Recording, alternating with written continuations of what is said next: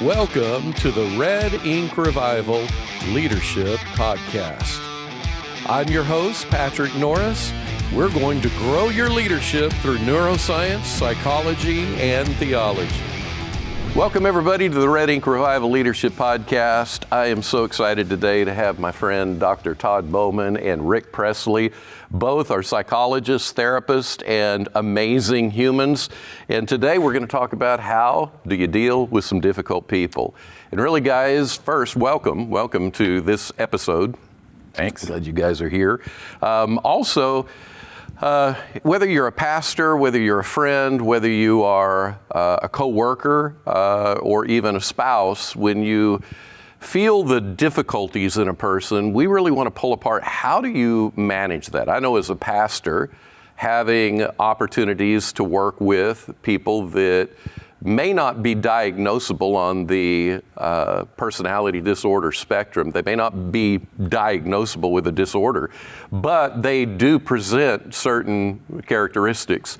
And I have watched therapists deal with people with personality disorders, and I'm just impressed, because that wasn't the way I was taught to deal with people who are problematic or big emotions, big energy. So I really want to kick this off by talking about how do you deal with somebody who is a problem personality, in that it creates for you kind of these instinctive, I either want to shut down or I want to power up over them. Do you guys have clients that in the history of your practices that presented those kind of difficulties? And, first of all, how do you define that? How do you define that they're difficult? What would be some examples? Either one of you want to kick it off? Yeah, I've got a couple that come to my mind right away. One client in particular where my body, Patrick, was really the first indicator that something is just not right here. And as an educator for the last 15 years, I've tried to pass that wisdom on to students. Like, trust your body, trust the wisdom of your body. Amazing. When you're dealing with someone, because your mind is getting pulled into the story. And when we're dealing with someone who likely has a personality disorder or pretty strong features of a personality disorder, there's all these hooks, like our emotions, our empathy becomes a gateway for a hook for them. And they're just trying to fill their life with people, but it's really transactional for them, right? Like they're so almost inundated, flooded with an intensity of desperation to feel okay that they pull, and they just look for hooks. And empathy, emotion, which we do as pastors, we do as counselors, right, becomes a pretty easy hook for someone with problematic personality features to grab onto. So I think paying attention to our bodies, right? Like I don't make it a practice of kind of walking around my office and claiming the blood of Jesus. And when I found myself, true story, when I found myself doing that, I thought to myself, okay, right? Like my body has been telling me something, my spirit is telling me something. Wow. Right. And then of course, right, then the validation comes, right? Like I was fired by this client and in a very abrasive, unprofessional, inappropriate way, which I was really grateful for, right? Like I was like, you know what, I know this isn't about me. And then I got the call back, right? Like, I'm so sorry, right? Like just eviscerated me, like you're so incompetent as a professional, da, da, da, da. And then literally the next phone call, right, 2 minutes later was like, I'm so sorry. And I was like, that's okay. Like, you've already fired me. And like, I'm happy to help. Here's a list of referrals. Right, so. But you didn't take them back. No, boundaries, right? Like, so we can't talk about dealing with kind of these disordered personality constructs without talking about really healthy, really firmly entrenched boundaries. Yeah. Because again, like the only way to avoid like having somebody get a hook in you is to really have that firm shield and say like, nope, like, my shield is fixed and like you're not getting access to me. But again, I think we have to frame that too. Like that's the tough balance clinically, pastorally, is empathizing, but empathizing with recognition of what's there and not empathizing so much that we allow those hooks to get into us. If we allow those hooks, we're not loving them well because they're not going to grow. Yeah. Rick, what about you, man? What's some of your experiences? Man, I resonate so much with Todd's story. The body experience, feeling like I don't understand what's happening, just a state of confusion, seeing myself kind of go through these highs and lows of emotions with my clients in a weird, problematic sort of way. I think one of my biggest cues that something's going on, and probably a personality disorder, is when I go home and I can't shake the experience that I had in session, and I can't just kind of let it go. My wife and I, we do therapy together, and there's been 2 times now where she's meeting with one, maybe the wife or the husband, and I'm meeting with the other, and we will begin to start fighting. Christine and I will start fighting their fight, and a couple days or weeks later, we can identify, one of them has a personality disorder, and that's creating this sense of confusion and chaos and emotional instability in me or in us because we're experiencing that. So those are for us some cues that we've learned to say, okay, kind of take a pause and see what's going on here. And that's brilliant. I mean, it speaks to the disruptive power and the energy that we have to absorb when we're dealing with folks who have really problematic personalities. Well, I'm sitting here thinking, gosh, every pastor in seminary needs to understand personality disorders, because how many pastors or leaders of organizations or team leaders end up having marital spats that actually are built from reactions to the people they're working with? I mean, that is incredible. When you guys talk about you first tune into your body, talk about a little bit more. What are you experiencing in your body? What do you feel? Is it like nausea, tension, headaches?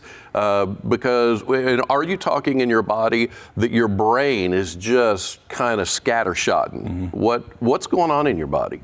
I would say that happens later. I like how you said it, right? Like, Rick, you feel yourself in those hooks. Like, when we have hooks in us, we get drugged wherever the client is taking us. And those highs and lows are like we're being drugged through, and we're not leading from behind therapeutically.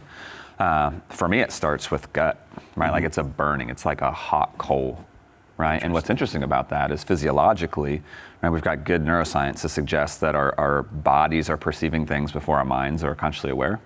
Right. So like that first, I call it the old version of the DSM.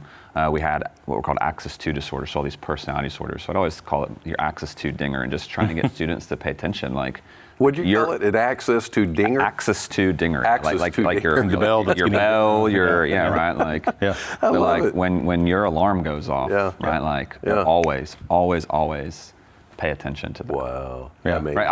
I still have. So this is years ago. I had a client who was referred, probably the most antisocial. Like, I don't normally fear for my physical well-being with clients, but like there was something about, I made sure I sat closest to the door with this client. Normally I'm like, whatever, like, I'm probably too trusting of people. And I just remember like, wow, like something is going on here. It was a time-limited thing. Like, the church that had sponsored his therapy had paid for like 12 sessions, and man, was I grateful. And probably 6 or 8 months later, so this is maybe 2010, 2011, right? Like every time I saw my phone ring and it was the last 4 digits of his phone number, like whole body just like chills and shake and nausea, like, like uncharacteristic. I don't have that reaction with every client. Can you imagine that? Right. In fact, I've only had it 1 or 2 times. Amazing. And my whole body just got lit up. Wow. And therapists, we screen calls, right? Like, I'm not picking up every time. I let it go to voicemail. He just leaves me this super polite, like, hey, just wanted to check in. Like, I moved halfway around the country. I got this business thing started that we had talked about I was dreaming of. Like, I'm doing amazing. Just want to say thank you.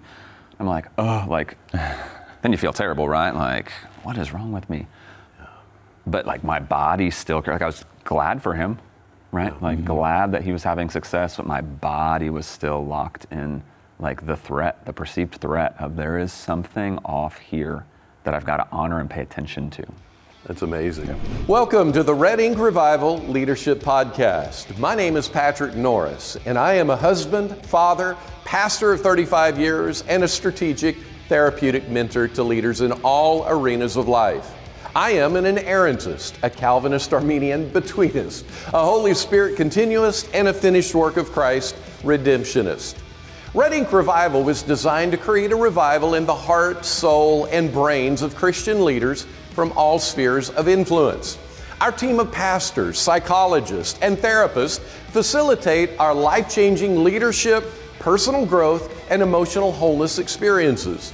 Our goal is to bring a revival, an integrated wholeness to pastors, church staff, the local church, and the universal Big C church around the world. This includes marketplace leaders, educators, foster adoptive parents, and so much more. If this podcast is providing value to you, would you consider subscribing to it wherever you get your podcast? Also, please like the episodes, comment on them, and share them on your social media feeds.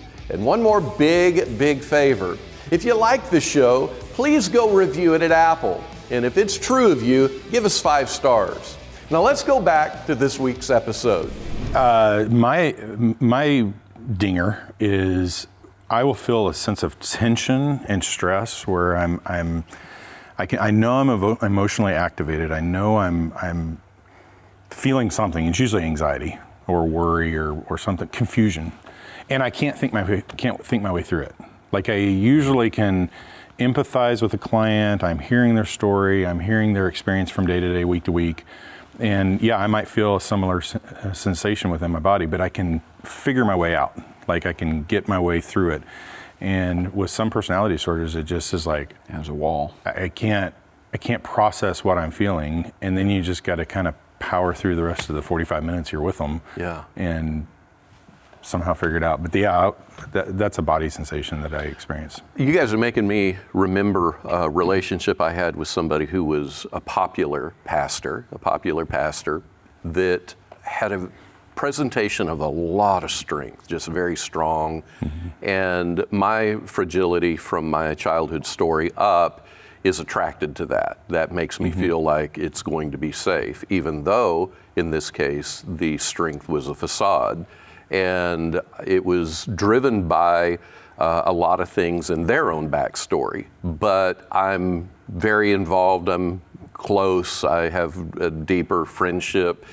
And early on, for the first several years of that relationship, I was compliant and you know, I'm living out the pain of my story by surrendering to their power. And then as I got healthier, I'm like, I can't do this. Mm-hmm. This isn't what I need to do. When I began to take the exit ramp, it was phenomenal to me, phenomenal in my experience of, I'm having these deep thoughts, these energy thoughts of this person is going to exploit you.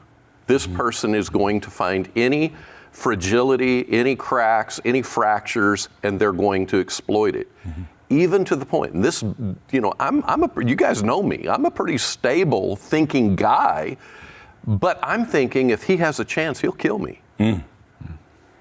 Now what's crazy is I didn't tell anybody that until another friend who also was a part of this person's ministry. When he took the exit ramp, he was having the exact, and again, a very sharp, strong personality, intellectually stable, just very, very together, but had the same thoughts. And I'm like, so for a moment, diagnose, kind of, let's talk about that. If we're having any of those kind of thoughts or experiences, we do need to slow down, right? And it's begin to think that person that we're dealing with probably isn't just a person that has some features. They probably have a more diagnosable disorder going on. Would that be true? Yeah, I mean, when we have that intensity of bodily, emotional, cognitive reaction, right? Like that's a pretty good litmus test, especially if it is so contrary to our experience. Yeah. Right? If you've never had that intensity before or since, it doesn't sound like. No. Of that type of intrusive never thought. Yeah. And just energy. It's embarrassing. Mm-hmm. It's embarrassing. I don't know if you guys feel that, but it's embarrassing for me to think that somebody who is a Christian leader, that I would have thoughts that they would kill me if they had a chance. And so, yeah. No, it's never happened before or after. Yeah. Yeah. It reminds me of some biblical stories where leaders try to kill their proteges. But anyway. There are those. There are those, right? There are It's those. Not outside of precedent biblically. But yeah, I mean, that's part of it is Rick, like you were saying, the energy begins to draw us outside of ourselves. And I think one thing to look at, back to this idea of boundariness, like that's what I recognize with myself, maybe more objectively. Like sometimes, right, like you just don't perceive it, right? Yeah. It's a different kind of energy. If it's not antisocial, if it's not narcissism, like maybe there's more a covert manifestation of it. Yeah. So if I don't have some like warning system alarm in my body, I'll recognize boundaries. Like, am I spending more time with this client than I would otherwise? Like, are they just not honoring the time boundary that I've established, and am I allowing that? Yeah. Right. So other ways, right? Like to identify, okay, like when am I being pulled in? Do I not even realize? I think that's a hard part. I mean, you talk about like, I'm embarrassed because here's this leader and I was having these thoughts. I get embarrassed therapeutic. I'm like, why did I not maintain the boundary there? Yeah. Like, what about me was being like, is there a hook in me I'm unaware of yet? Yeah. And like, do I need to slow down, to use your word, and really reflect on, okay, like what is the energy exchange in the room? What is the dynamic that's here? Yeah. You know, and is there just something transactional, like I'm being used? Oh man. Yeah, sometimes we get used as therapists, and oftentimes that's a pretty good indicator of. And it's interesting because you're not just used as a therapist, but when I think of pastors, they get used. I think of friends, they get used. I think of coworkers, they get used. I think of friendships. I think I mentioned that. Friendships, they get used. Spouses, the whole works. And one thought, too, that this is where it gets confusing for me, and it's not now, today. I could be in the room with that person today, and I can totally hang on to myself. But the weird part was, rationally, I thought, they would never do that. There's too much risk for them. They would never do that. But they are people that he is a person who loves to intimidate. And it's probably from a narcissistic disorder. And we'll get into that in just a second. But that's where it got a little confusing. It's like, that's why it's embarrassing. It's like, rationally, he would probably never do that. I mean, honestly, it just doesn't make sense. But on the other hand, he would delight in knowing that he made you feel that way. If he ever listened to this podcast, he'd be like, got him.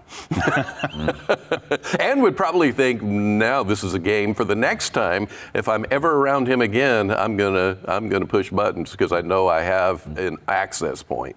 So it's really a crazy thing. Rick, were you going to say something else on that?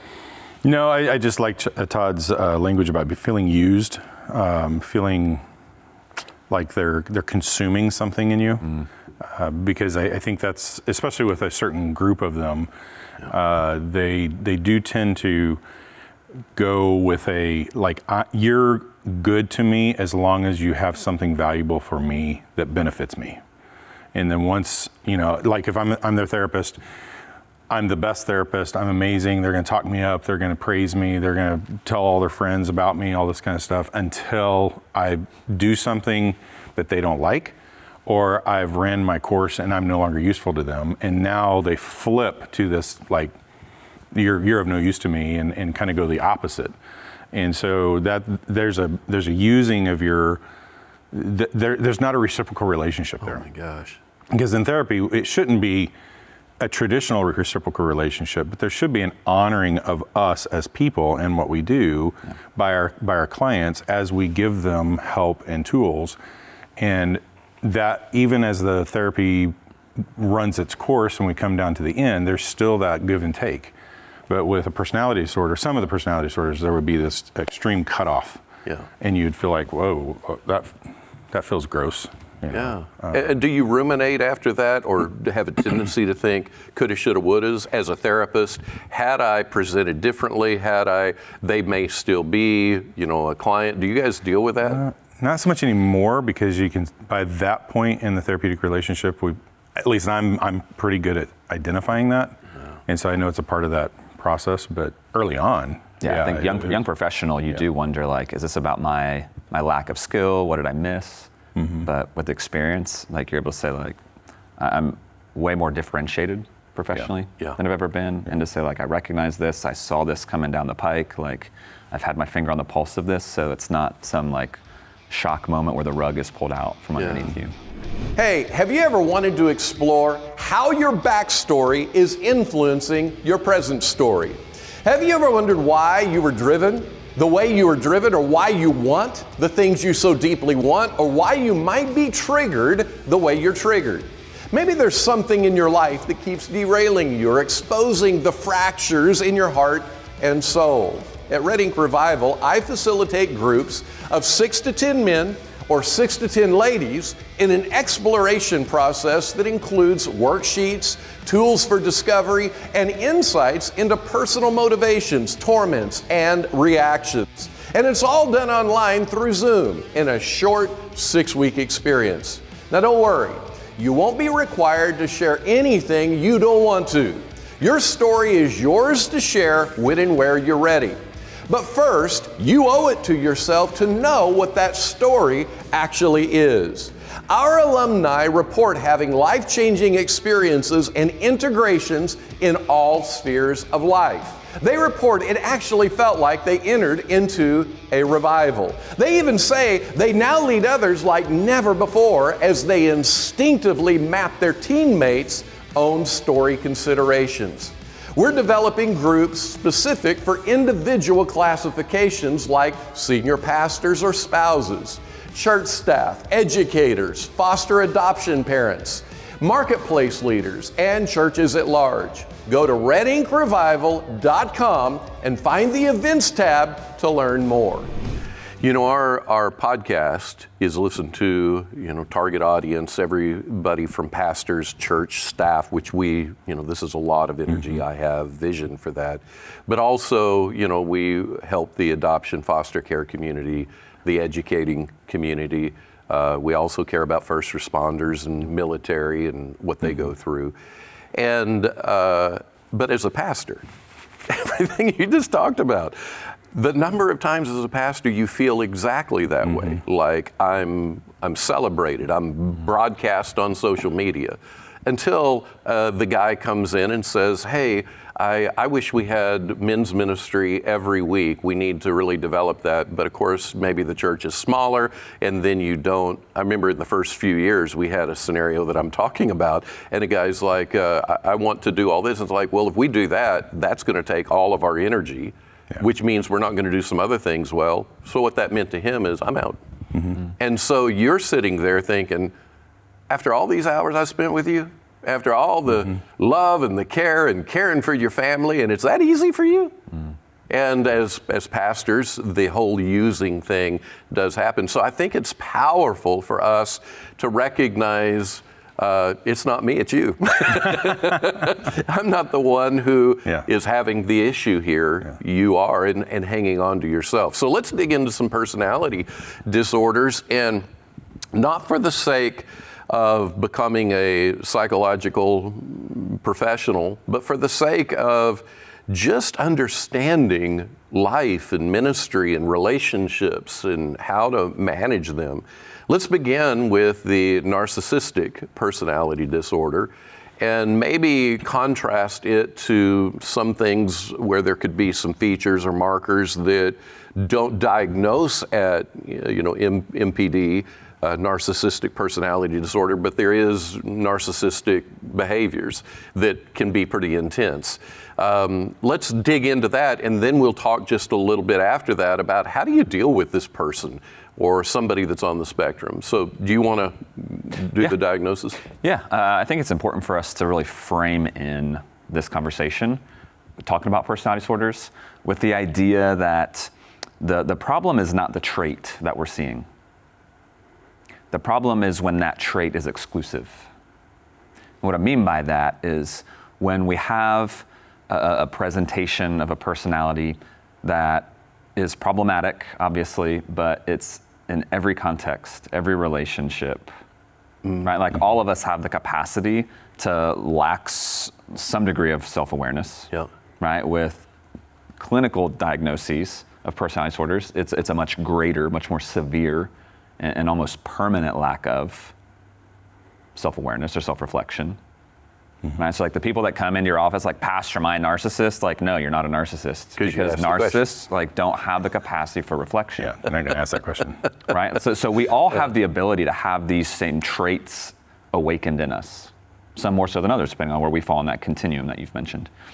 I think when we're really talking about, like clinically, as Rick and I are talking about these personalities, these diagnosable manifestations of personality disorder, there's an exclusivity to it, right? Like it's the only way folks can function.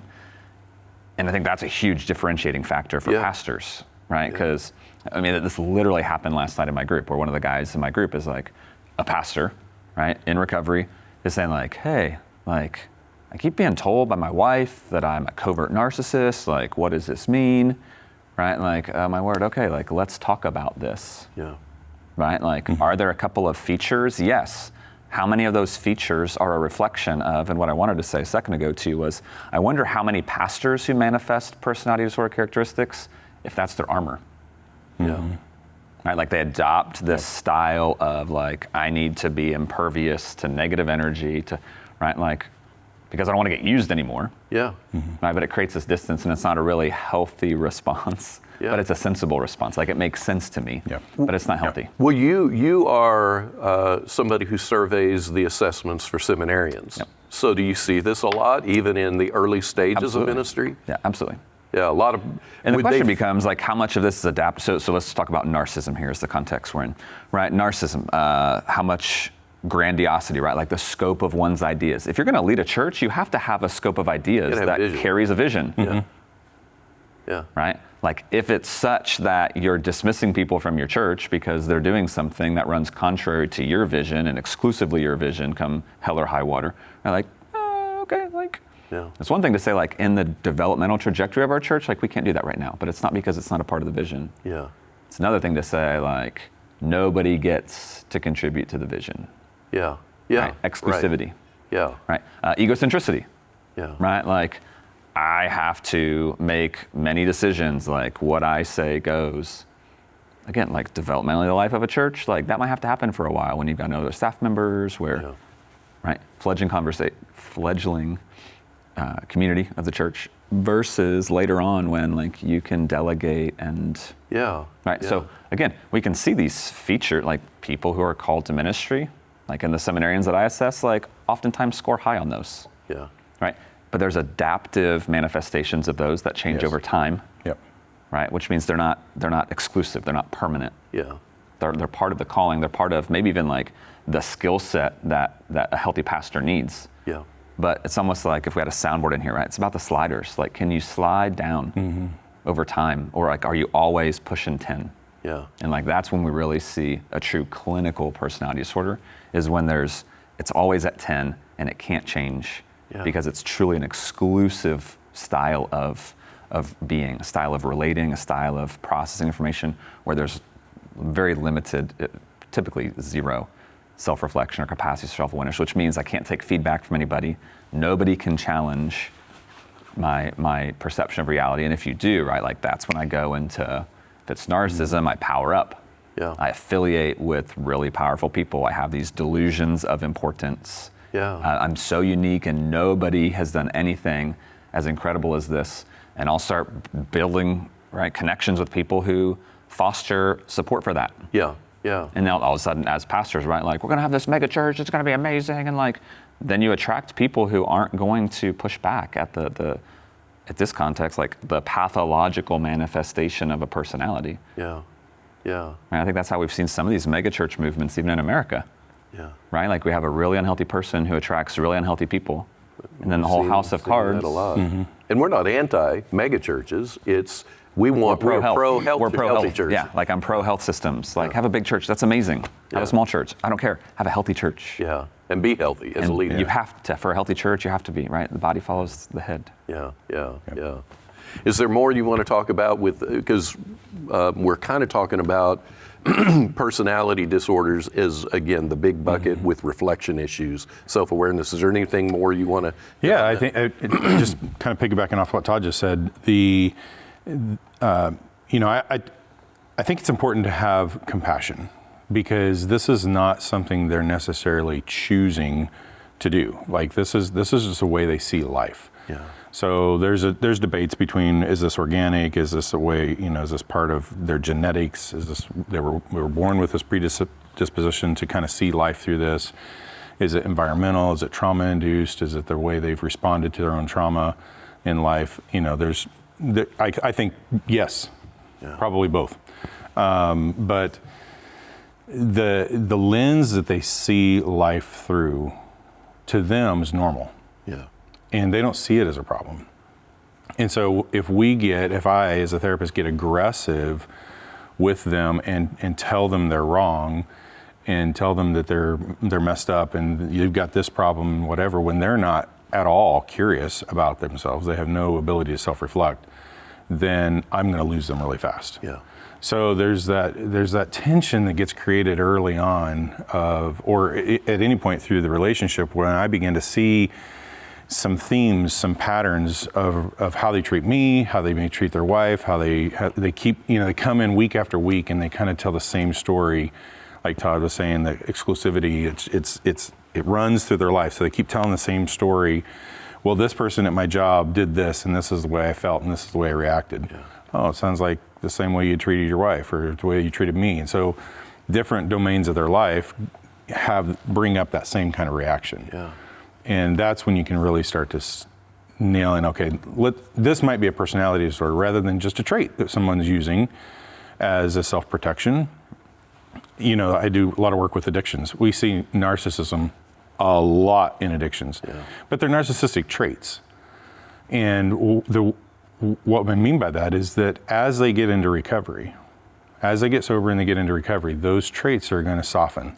They're going to change. They're going to start to self-reflect. They're going to start to have their eyes open, and they're going to learn about themselves. Whereas someone who truly does struggle with personality disorder is going to really struggle with that, even in recovery. How would you like to reboot your personal finances this year? How would you like to take control of your money, turning small wins into big results? I want to encourage you to check out my wife Tina's financial coaching business at tinanorris.org. You might be wondering, what is a financial coach?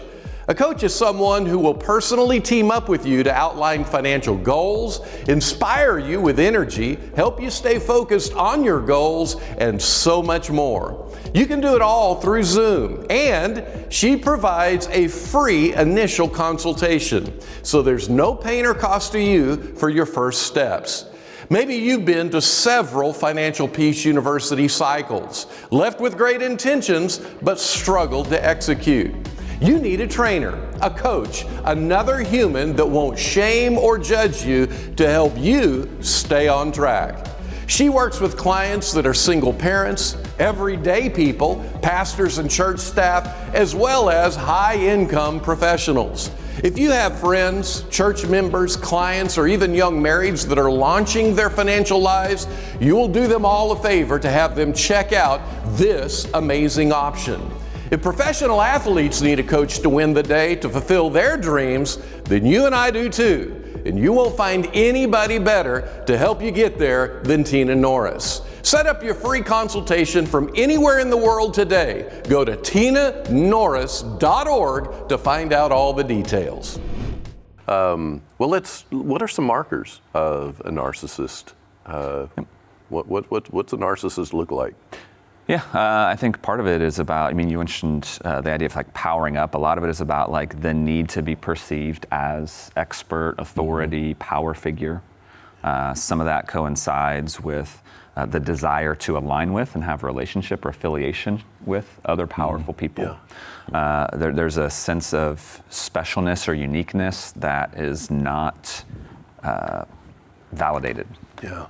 Right, so there's this belief, there's this projection of uniqueness and specialness when, there's no external indicator that like you actually are unique or successful so again, like it's this disparity between their self-concept and how they experience themselves and the reality that's around them, but they live in the internal reality, right? The grandeur of their thoughts and ideas and relationships versus a reality where there's no evidence of uniqueness or specialness or affiliation with those powerful people. Or I got to be honest. I have watched several narcissism NPD psychologists on YouTube recently, and my picture keeps showing up. I am bragged on, celebrated, be a better way to say it. I'm celebrated at times because of all the people I know. The question would be, why do I know those people? Why do I know people of power? There is clearly something that inspires me. And sometimes as pastors, we can have empathy fatigue because there's often people with high need, low competency, and they stay in their need because their identity is so associated with their need. And then for me, that's difficult. And because I'm in a fraternity of pastors, we talk. And that's not uncommon for us. And so it's almost like the pastoral office gives itself to the elevation of what I want and what I need. And if somebody's more problematic, hand them off to staff and let them deal with them. And so when I reflect, some of those features you're talking about, I'm a visionary. And it's taken time for me to realize that a lot of my vision's associated with my escaping my traumatic losses and my sense of self. And yet, I've had to wrestle down, even Red Ink Revival, I've had to wrestle down before the Lord. God, is this me escaping something, or is this a part of my assignment? And to the best that I have been able to see and know, and I believe it's true, that I'm fulfilling an assignment. But even then, it bleeds over. Sometimes in the middle of my assignment, I pull off some of the narcissistic traits that, and then I've gotten feedback over the years. But they're all people that were mad at me. And so it's hard to trust. And they weren't aligned. They weren't playing by healthy functional rules, which then causes me to dismiss it. But I've gotten feedback at times that, as an example, that I was using them. And the reason that they thought that is because somehow I wouldn't chase after them when they were getting off, when they decided that they were wanting to leave and mad. And the thing they were mad about wasn't even true of me. Then again, so I'm reflecting on all of that. So when you're talking to pastors, and I can be the embodiment of that, when you're talking to pastors and people that struggle, how would you help me or all of the audience who's a leader? How do we metabolize this stuff? First thought in my mind is we culturally have misused the notion of narcissism for a long time. And it really becomes unfair language. Okay. Right? What do I mean by that? To say well, you're just a narcissist, right? We hear that all the time. Right. What does that mean? Right? It means you're not agreeing to whatever, right? Whatever reality I'm trying to construct, you're unwilling and you're using your role to keep me down. Yeah, and that's big these days. Progressive Christianity on down, Right, so now all of a sudden, everybody's a narcissist if you don't comply with the emotion-driven desires of somebody who doesn't have equivalent level of power, right? Of responsibility in the church, so I don't know, if anybody ever said to me, Todd, you're just a narcissist, I can think of some former students who probably feel that way. So, maybe you had an experience of me in that moment, where it felt like I was insecure, I was a young professional, maybe I powered up. Maybe there's stuff going on in my personal life. Feeling insecure as a dad and all of a sudden it's getting activated in the classroom. Maybe you have a complete misunderstanding of who I am because you have a restricted range or because of an intensity of experience, you latch onto that and you overgeneralize. Well, you're just a narcissist because of this. But I've just described, narcissism is... Right. Exclusive. It shows up in every facet. So I think for pastors to, be in community, where folks can help you process that, metabolize the experience, and to speak truth and it's hurtful right? Like people of the church, it's hurtful when you call pastors or anybody else a narcissist, right? Like, especially when it's not rooted in a clinic, like let the professionals determine that, right? If anything, we need to use better language in the church. Things like, I was hurt when I didn't feel included. Like I didn't feel like I belonged and therefore I got angry.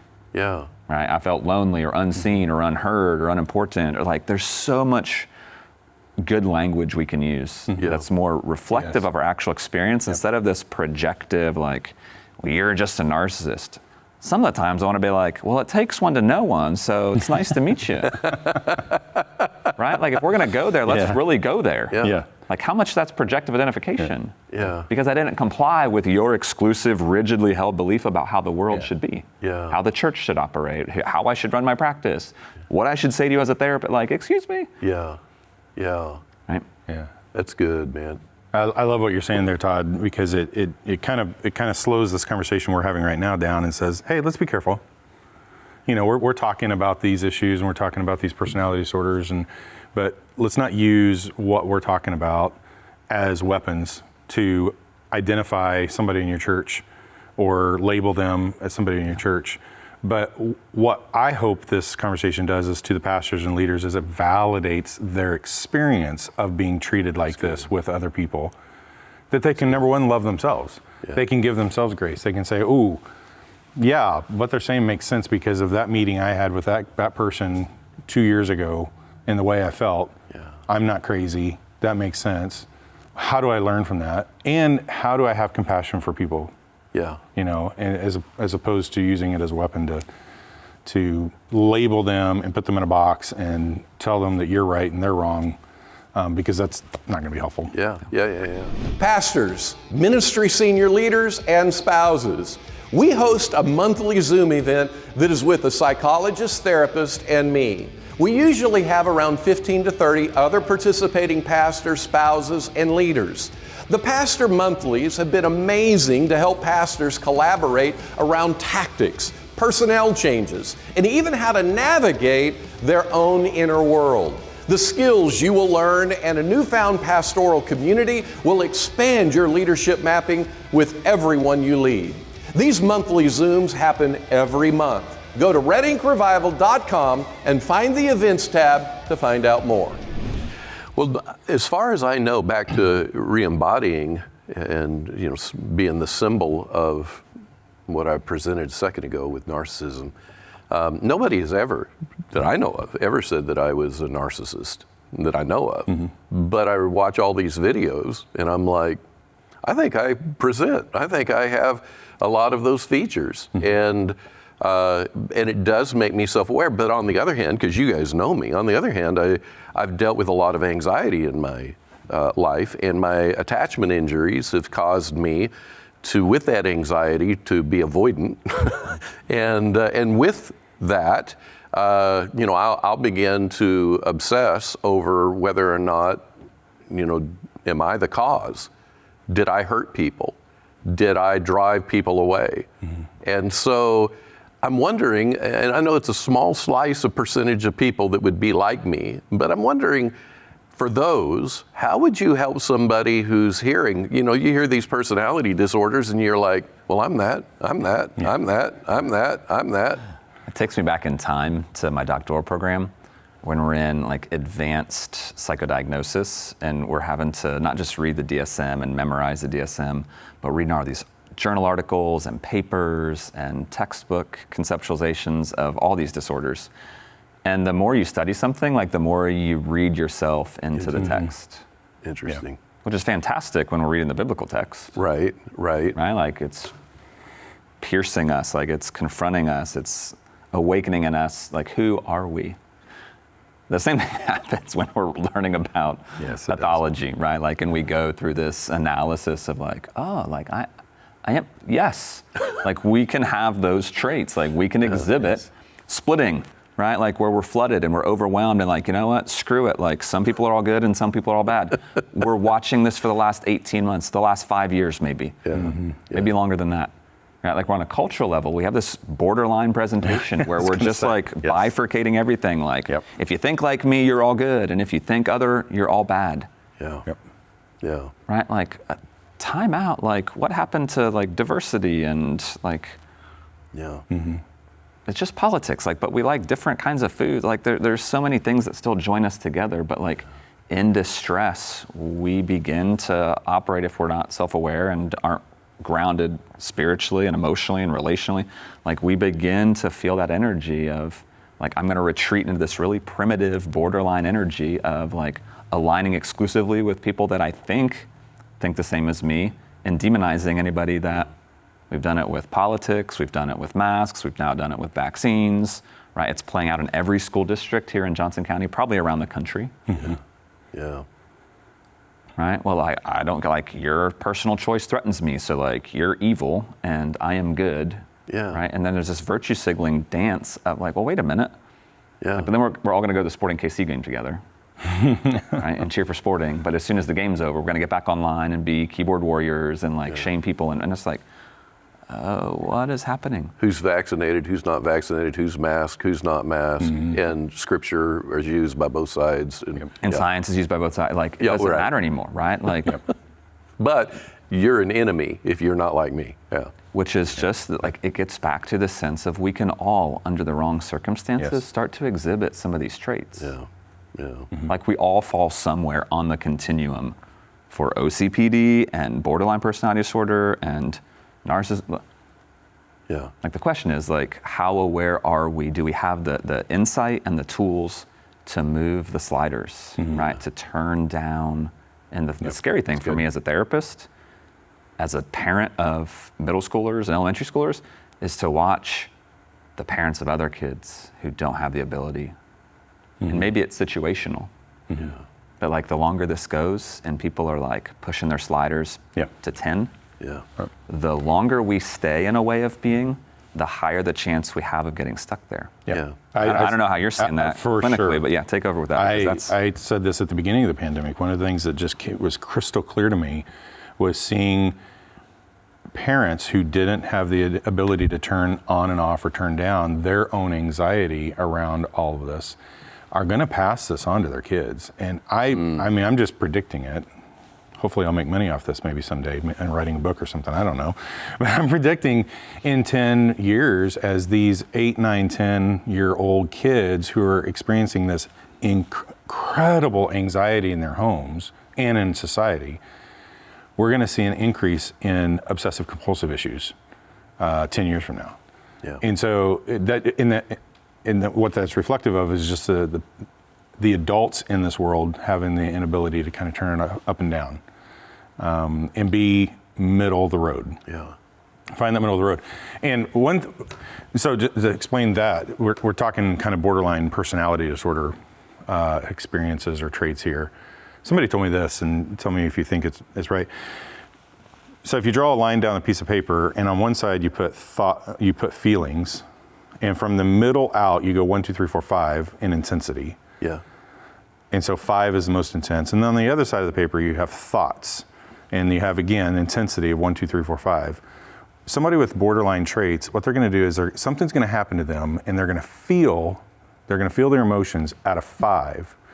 And then they're gonna jump over and make sense of their feelings at a 5 on the thoughts.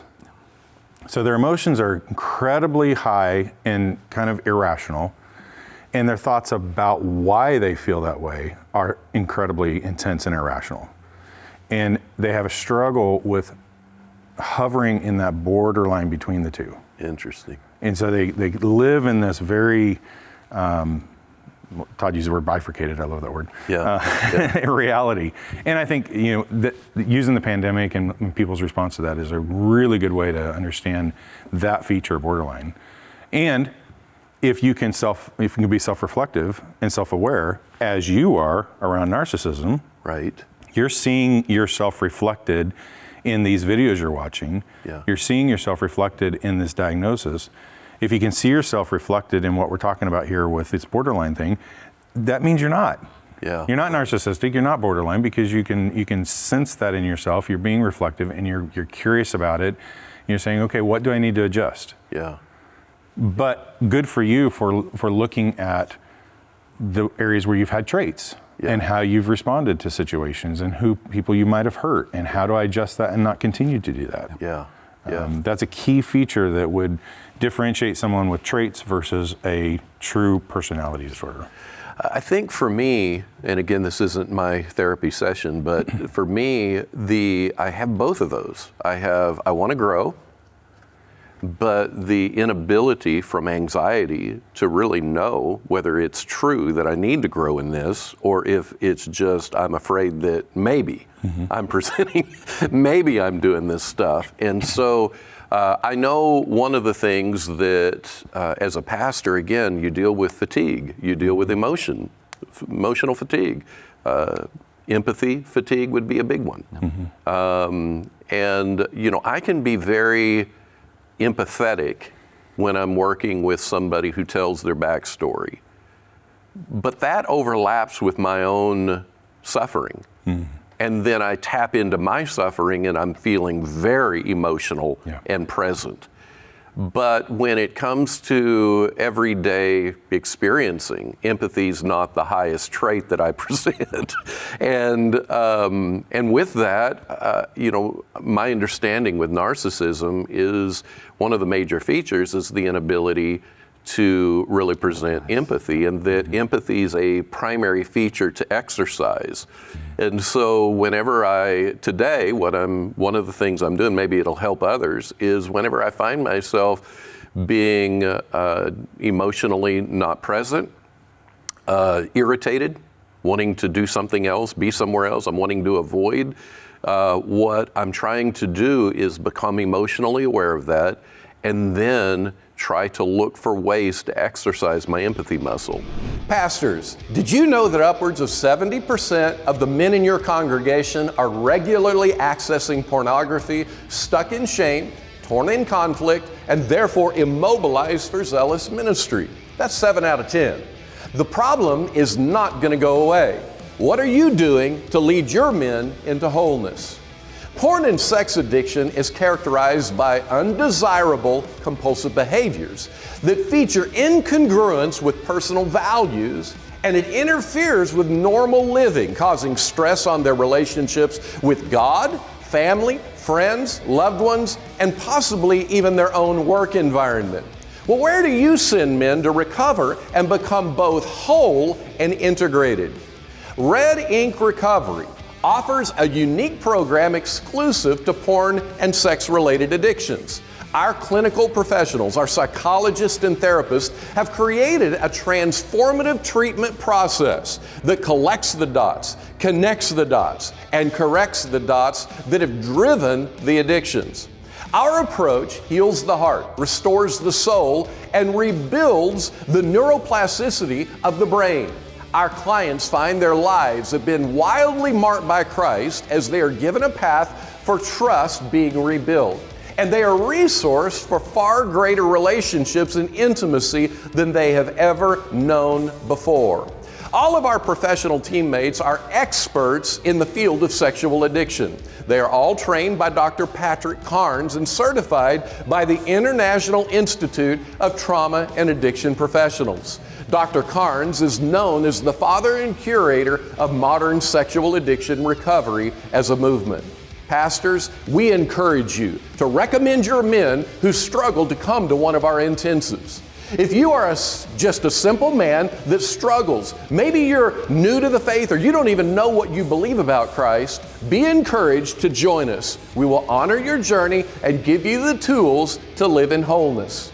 To find out more about our porn and sex addiction intensives and when the next one is, go to redinkrevival.com. How would you guys, help somebody who is wondering if they struggle with narcissistic traits?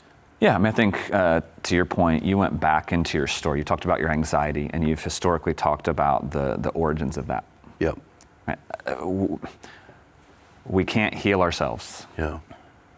Right. So I think that the ability to sit with someone, a counselor, a therapist, a psychologist, who can hold your story, who can help sift through the pieces, who can pull out salient parts. Beautiful.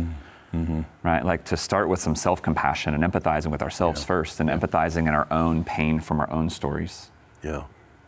becomes a critical kind of sandbox or playground for learning that before we then awesome. try and go into the pastoral counseling session and execute at a high level. Yeah. We have to go back in time and allow the healing to happen first before we practice the skill. Yeah. Because if we haven't received it, we can't give it. That's biblical. Yeah. So your anxiety, right? Like it kind of bridged, y'all's conversations were bridging for me. Like, what are the origins of personality disorders? Where do we see borderline? Where do we see where do these traits become fixed and become exclusive? And I think it gets rooted in the anxiety that we're seeing children inherit from their parents in this space, right? Like the word we could give that is neglect. Like I see so much neglect. And I'm not getting into like, did you vaccinate your 12-year-old even though they're not allowed to get vaccinated yet? Like, I'm not even gonna go there. We don't have time. But like if you're withholding something, right? If you're withholding from your kid the opportunity to self-determine, if you're in a mask optional school, like some are around here, and you're not letting your kid self-determine, I would have some questions as your therapist. Tell me about that. Is that your fear that's intruding on their sense of differentiation, their sense of autonomy, their read of? Right. Wow. So when we have parental or cultural intrusion, let's call it, of the capacity for self-reflection, right? Like, well, I think I'm okay, but everybody keeps telling me I'm not gonna be okay. Interesting, right? There's neglect in that when a child is not given the opportunity to develop a function psychologically that would be developmentally appropriate. Yeah. Right? The anxiety that you're talking about, 100%. So it's not just OCD. Like, I think characterologically, the longer this pandemic situation persists in the way that it has, and I think some of the protests that you're seeing is not about masks or not masks. Like those just become the flashpoints that people are trying to exert their autonomy. Yes. They're trying to say like the violations that I've experienced have been traumatizing and intrusive, and I'm trying to create space for my kids to have the opportunity they need to make sense of reality, to healthily differentiate by picking their way through that reality. And when we don't, when it's just this constant flood of terror and anxiety and fear, Rick's 100% right. Like our kids feel that, and it is shaping them. Not just their psychosocial functioning, but their deeper characterological makeup. Like their personality structures are being shaped by the intensity and duration of this, and they're getting their cues from us. And if we are not grounded, right, like I could tell you guys horror stories of what I've seen play out on social media. Third graders whose pictures are being spread around the district. Germ kid because he has a hearing and speech issue, he can't wear a mask. Like parents from the classroom saying like, germ kid, don't, like if you, to their kids, they're taking a picture of a third grader, sharing it with their kids from that class saying like, don't sit next to the germ kid. You have a personality disorder. You're not well. Yeah. And I shouldn't diagnose from the hip like that. I'm sorry. You have very serious psychological issues of a characterological nature. If you're pathologizing a child who has an issue, a medical issue, that keeps them from being able to wear a mask, like they really shouldn't be in a mask, because you're so afraid of what that might mean for your kid. There's better ways to handle that. And that's just the tip of the iceberg of what we're seeing, which gets back to how anxiety is driving us into these really pathological traits. And the longer we stay there, the higher the probability of getting stuck there. And that's what worries me for us culturally. Let's pivot into from how we grow and what we do to help our own maturity and health. Let's move from that into, as a leader, even as a follower, even as a peer, if we have somebody in our life who presents the narcissistic features, whether the personality disorder or just other markers, what if you have a client who is presenting that? And a narcissistic feature would be they would criticize you. They would say your therapy sucks.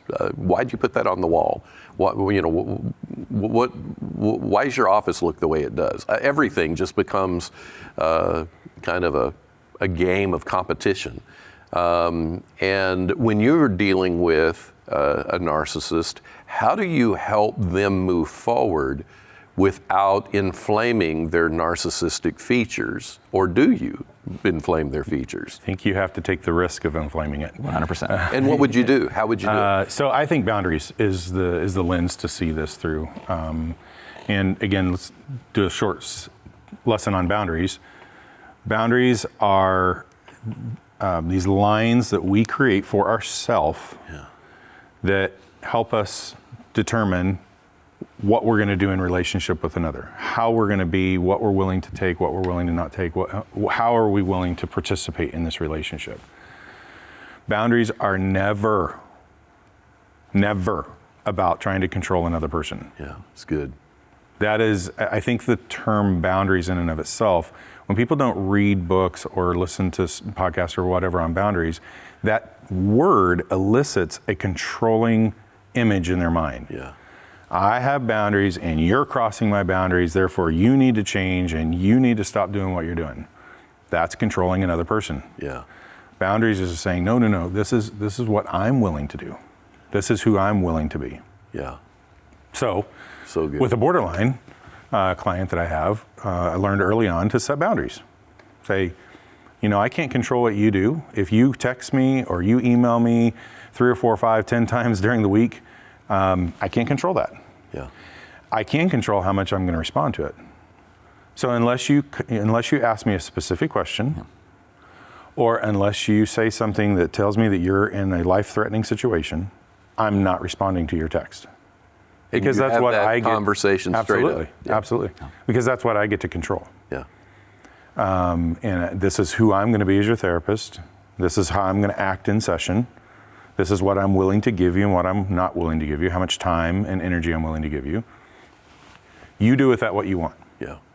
If you don't like that, happy to give you referrals. Yeah. If you're willing to play with that and you're willing to deal with that, good. And this person actually really appreciated that because she understands that borderline trait does get inflamed in her, and she can get into some weird spaces emotionally and mentally. Yeah. And that helps keep her grounded. Say, okay, I know what to expect from him. So boundaries, again, I think is that lens to help see how do we interact with a person who has these features. It's never about controlling the other person. Let me break in one more time and tell you about RedInkRevival.com. That is REDINK Revival.com. I want to encourage you to go there and sign up for our blog e-newsletter. Every month it will hit your inbox with a blog post and new special events that will ink your soul with revival. And I think as helpers, we have to expect that our relationship is going to be the stage on which a lot of this gets activated. That is true for pastors as well. Yeah. So I think the ability to recognize those personal boundaries, I call it Jordan Peterson posture. Like that guy is not just brilliant, but like his ability to just sit and hear but not absorb. Yeah. Mm-hmm. Yeah. Like, if you've watched any of his interviews, like people go nuts on him, right? Like they go off script, they use ad hominem attacks, they use non sequitur. Like there's so many fallacies because they're trying to get him agitated because that's all they know how to do. Like they can be in control if they can agitate people. And he's like, nah. Yeah. Okay, like I'm listening, like my posture doesn't change, my countenance doesn't change. Nothing for that guy changes. His blood pressure probably changes. Things you can't see. Maybe not, right? Like, he's might be like, woo. Right, but I love his energy around like, I'm gonna let you rage and storm and like, I'm just right here. And my response is gonna be right here. And I think we have to expect that that's gonna happen. But I think when our own, affective regulation goes out the window and we match the dysregulation in the room, right? Like that's when problems start to happen. Yeah. Right? Like that's when we've really lost our capacity to help and we're really more at risk of doing harm. Yeah. Even if it's well intended, like it's still harmful. So there's something about like really focusing on how do we, and some of that is like non-personalization, right? Like I didn't do this. Yeah. Like I'm just the person that cares enough to listen. And with that activation, like I'm gonna get blamed because who gets hurt? We get hurt by people in authority. Yeah. Teachers, parents, coaches, partners, right? Like people that we entrust ourselves to are the ones who are most likely to hurt us. Yeah, yeah. Right, just percentage-wise, like not because we hurt people when we have responsibility for them, but like just, we can all think of pastors who have hurt us, teachers who have hurt us, right? My 7th grade gym teacher, I'm thinking like, awesome, right? Like, got to criticize my haircut. Thanks, man. Right, like we entrust ourselves to authorities and like sometimes even accidentally. Yeah. So we have to assume that the stage on which that play is going to get reenacted, like all of a sudden we're there. Yeah, yeah. And how we can maintain that kind of distant presence. Yeah. What I mean by that is like I'm physically here, I'm emotionally here, but like I don't give you access to push my buttons. Yeah. Yeah. I was in a certification training where one of our professors that you guys would know was role-playing with a narcissist. And the narcissist is coming after her. And the first thing she does is requires of them reflection. She says, I'm experiencing here that you think that you are competent more than I am to be able to professionally help you. Is that what you're wanting me to experience right now? And it wasn't a caustic, it wasn't an attack. It was just a moment that the person would have to move into a moment of reflection, because that could be a pivotal moment of, well, if you think that, so why are you here? Yeah. And no, I'm not attacking you. I'm just sharing with you the reality of what's going on in this moment. And it was, honestly, it was incredibly helpful. But when you talk about this as a therapist, I can't help but, put into the picture a pastor's role. So let's say it's a church of 150 people that the pastor pastors. The narcissist, because you only have so many players, you don't have many people on your team. So the narcissist you put over head usher. You made an usher. And now then you are putting boundaries up, and it's going to, and I'm saying it with the reality that it's going to piss him off. And when you do, he could resign, he could create fires all over the church, and as a pastor with the dual relationships you have, it's a mess. Yeah. And then as a pastor, you're trying to figure out what to do. So what would you say to that kind of a leader who is dealing with more than just the therapeutic, I'm trying to help you, because this person will come to you for personal help because that's what your job is, according to them. And then they're also in the organization, and they could, generally they could create such messes, and you could be threatened that they could burn your organization down. So what would you guys say about that? Yeah, I think one of the things, so my only frame of reference for ministry was a campus ministry, where there was an assumptive kind of cyclical nature to leadership. So leaders were elected or appointed to things knowing that it was going to last for a specified period of time, and then there would be conversation and the opportunity for some feedback, their opportunity to talk about how it was going, what they liked, did it feel like a good fit. I think what I've heard from clergy that I've worked with over the years is there's such I'm just going to say a scarcity mentality, or a desire to just like set something and forget about it. Like, I want to appoint a head usher so I don't have to worry about that. But I think we leave people in this permanence of roles accidentally in the church, instead of like, this is a year over year experience. Yeah. And I need you in that head usher role right now, but it doesn't mean you're going to be it for 30 years. Yeah. And if there's something that comes up, like as your pastor, like, hey, like, other people need an opportunity to lead and serve. Yeah. Like Jimmy over here, like he's got some potential. Like I need a space. Like, so it's not about what you're not capable of doing. It's that like there's not a permanence to this role, so that other people have the opportunity to be grown and discipled into leadership that might need it. And I just think that makes, I don't know, some people would say, well, if there's not permanence, there's not health. And my response is like, ain't nothing permanent. Yeah. Right, about this reality that we live in. And I think it takes a little bit more work, right? Like it means having harder conversations, right? But I think every pastor I've worked with like wants to trust and believe that every person they appoint to a position of leadership in the church is going to work out. Right. It doesn't always. Yeah. But if you build in systems of feedback and opportunity to like just like hold this loosely. Yeah. right? Like Bill, like you're the head usher, like you're not the pastor, you're not the worship leader, right? Like you serve in a specific capacity, and that's a necessity here. But like everything is, right, like to be held loosely. We're stewarding, and maybe it gets back to principle of stewardship, right? Like my job is to steward all of the capacities of all the people, right? Like, and I need you right now. And right, like I might need to create opportunity for somebody else to have an experience of leadership for me to grow them and to invest in their potential as a believer and as a leader. But we don't like that. Yeah. Right, like that. I think people come to church looking for a sense of permanence. Oh, right. Yeah. Right.